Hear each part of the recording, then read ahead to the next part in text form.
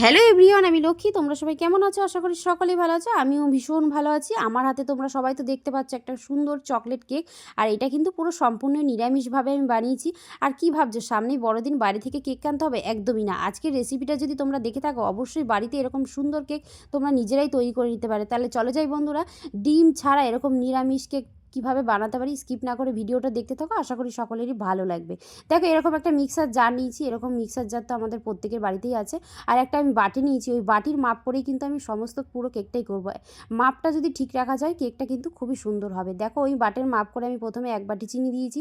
চিনিটা কিন্তু আমি প্রথমে গুঁড়ো করে নিয়েছি। তারপরে আমি ওখানে ওই বাটির মাপেই দিয়েছি গলা বাটির তেল, একটু হাফ বাটির একটু বেশি। তারপর ওই বাটির মাপেই আমি ভর্তি বাটি দিয়েছি এক বাটি ময়দা। তারপরে কোকো পাউডার দিলাম 2 চামচ। ফ্লেভারটা হচ্ছে যেহেতু চকলেট ফ্লেভার হবে, তোমরা যে কোনো দোকানেই এই কোকো পাউডারটা মুদিখানা দোকানে পাবে।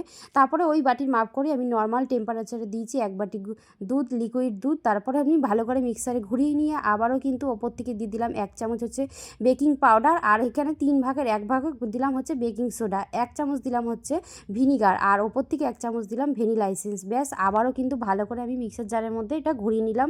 দেখো এরকম থিকনেসটা হবে কেকের। আর তোমরা চাইলে এখানে যে কোনো ড্রাই ফ্রুটস ব্যবহার করতে পারো। আমি কিন্তু এগুলো দিইনি, যেহেতু আমার কাছে ছিল না। এরকম একটা আমি পাত্র নিয়েছি। তোমাদের কাছে সবার কাছে কেক টিন থাকে না, তোমরা যে কোনো স্টিল বা সিলভারের একটা কিছু নিলেই হবে। আমার কাছে এরকম সিলভারের একটা পাত্র ছিল। প্রথমে কিন্তু আমি তেল ব্রাশ করে নিয়েছি। তেল ব্রাশ করে দেখো একটা সাদা কাগজ নিয়েছিলাম। তারপরে এই ব্যাটারটা আমি কিন্তু ওপর থেকে ঢেলে দেবো। আর দেখো প্রথমেই তো দেখলে সেটা কড়াই চাপিয়ে দিয়ে কিন্তু লবণ দিয়ে ভাপে পুরো কেকটা আমি করব। লবণ দিয়ে হাই টেম্পারেচারে 5 মিনিট আমি কিন্তু কড়াইটা গরম করে নিয়েছিলাম। তারপর ওপর থেকে একটা স্ট্যান্ড বসিয়ে আমি কিন্তু বাটিটা ভালো করে থাবড়ে থাবড়ে নিয়েছিলাম, যাতে কেকের ভিতরে যাতে হাওয়াটা বেরিয়ে যায় থাকলে।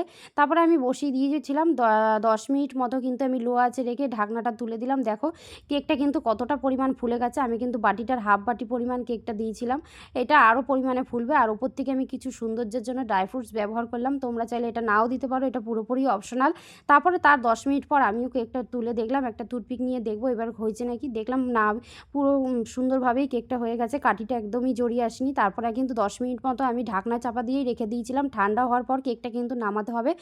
তারপরে কিন্তু ঠান্ডা হওয়ার পর আমি এখানে নামিয়ে নিয়েছি পুরোপুরি কেকটা। আমার কিন্তু পুরো কেকটা করতে সময় লেগেছে মোটমাট হচ্ছে 35 মিনিট। 5 মিনিট হাই টেম্পারেচারে লেগেছে, আর হচ্ছে 30 মিনিট লেগেছে হচ্ছে লো টেম্পারেচারে। তাহলে দেখো তোমরাই দেখতে পাচ্ছ তো কত সুন্দর বাড়িতে চকলেট ফ্লেভারে স্পঞ্জি কেক কত সুন্দরভাবে তৈরি হয়ে যাচ্ছে। তোমরাও কিন্তু ক্রিসমাস ডের আগেই এরকম সুন্দর কেক তৈরি করে নিতে পারো। আর আমার মেয়ে কিন্তু খুবই ভালোবাসে এরকম কেক, চকলেট ফ্লেভারে কেক খেতে। দেখো তার জন্য তাড়াতাড়ি চলে এসছে আর কি। কেকের গন্ধে সারা বাড়ি নাকি মমা করছে, তাই বলছে আমাকে। আর তোমরা যদি অবশ্যই ফেসবুক থেকে চ্যানেলটিকে দেখে থাকো, অবশ্যই ফলো করে রেখো। আর ইউটিউব থেকে যারা চ্যানেলটিকে দেখছো অবশ্যই কিন্তু সাবস্ক্রাইব করে রেখো। তাহলে এরকম সুন্দর সুন্দর রান্নার রেসিপি তোমরা কিন্তু সবার আগেই পেয়ে যাবে। এই দেখো কেকটা আমি কেটেছি, কাটার পর তোমরাই দেখতে পাচ্ছ কতটা স্পঞ্জি আর ভিতরটা কতটা সুন্দর হয়েছে।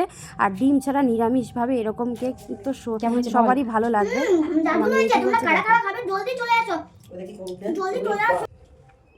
আর ওর তো ভীষণ মানে খুশি ও কেকটা খেয়ে। মা কিন্তু বাড়িতে এইভাবেই কেক করে, তোমরা একবার করে দেখো, খেতে যা টেস্ট হবে না আর বলার মতো না। টাটা বাই বন্ধুরা।